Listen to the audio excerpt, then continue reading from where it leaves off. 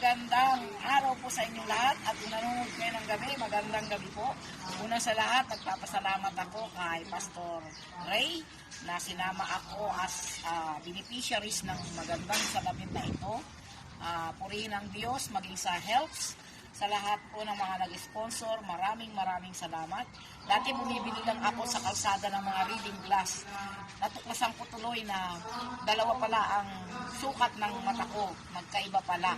Kaya ngayon ay maganda ang aking paningin.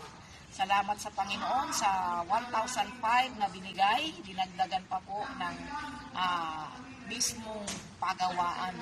Kaya ng konting mas maganda pa. Dapat worth 2,500 to eh. Kaya salamat din kay Pastora Merlita Baldeconsa na sinama kami doon sa lugar na yon. Kaya nagpapasalamat ako kabuuan ng helps. Pagpalain ka, Pastor Ray, sa dami ng mission mo, pati kapatid ko nakasama. Hallelujah!